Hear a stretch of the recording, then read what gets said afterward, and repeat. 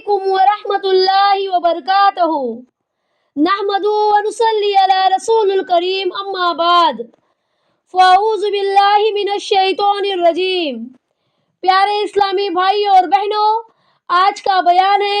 نمازی تکبیر اولیٰ کہتے ہی گناہوں سے پاک ہو جاتا ہے۔ سیدنا عبداللہ ابن عباس رضی اللہ تعالیٰ عنہ سے روایت ہے کہ سرکار مدینہ صلی اللہ علیہ وسلم کا فرمان عالی شان ہے کہ جب بندہ مومن نماز پڑھنے کے لیے اللہ اکبر کہتا ہے تو اپنے گناہوں سے ایسا پاک و صاف ہو جاتا ہے کہ گویا آج ہی اپنی ماں کے پیٹ سے پیدا ہوا ہے۔ اور جب کہتا ہے سبحانک اللہم، یعنی ثنا پڑھتا ہے، تو اللہ عز و جل اس کے نام اعمال میں اس کے جسم کے ہر بال کے عوض ایک سال کی عبادت کا ثواب لکھنے کا حکم دیتا ہے، اور اس کی قبر اس کے لیے فراخ کشادہ ہو جاتی ہے۔ پھر جب کہتا ہے اعوذ باللہ من الشیطان الرجیم، تو جان کی یعنی موت کے وقت کی سختی اس پر آسان ہو جاتی ہے۔ اور جب بسم اللہ الرحمن الرحیم پڑھتا ہے تو اللہ عز و جل اس کے نام اعمال میں 4000 نیکیاں درج فرماتا ہے، اور 4000 برائیاں مٹا دیتا ہے، اور 4000 درجے اس کے بلند کرتا ہے۔ پھر جب سورہ فاتحہ پڑھتا ہے تو گویا اس نے حج یا عمرہ ادا کیا، اور جب رکوع کرتا ہے تو گویا کوہ احد کے برابر سونا اللہ عز و جل کی راہ میں خیرات کیا، اور جب کہتا ہے سبحان رب العظیم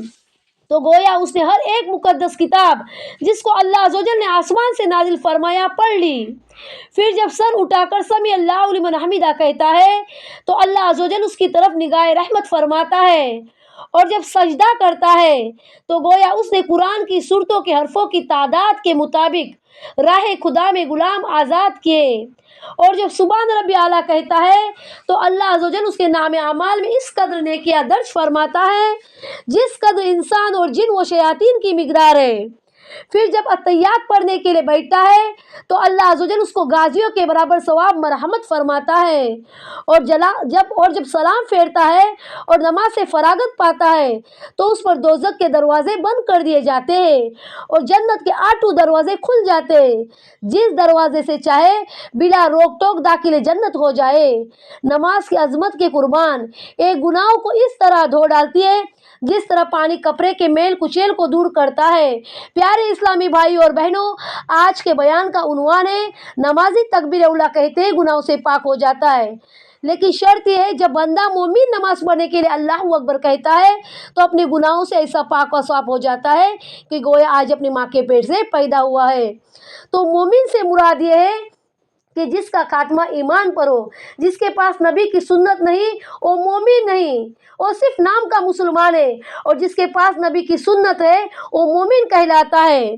پیارے اسلامی بھائی اور بہنوں، ہم کلمہ پڑھتے ہیں لا الہ الا اللہ محمد الرسول اللہ،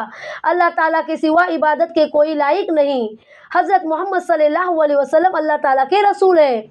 تو صرف زبان سے کلمہ پڑھنے سے، زبان سے اقرار کرنے سے کچھ نہیں ہوتا ہے، ہمارا خاتمہ ایمان پر ہونا سب سے زیادہ ضروری ہے، تب ہم مسلمان سے مومن کہلائیں گے۔ تو اللہ تعالیٰ سے ہمیں دعا کرنی چاہیے کہ اللہ ہماری اور تمام امت محمدیہ کے ایمان کی حفاظت فرمائے اور ہمارا خاتمہ ایمان پر قائم فرمائے اور ہم مسلمان سے مومن کہلائیں۔ السلام علیکم ورحمۃ اللہ وبرکاتہ۔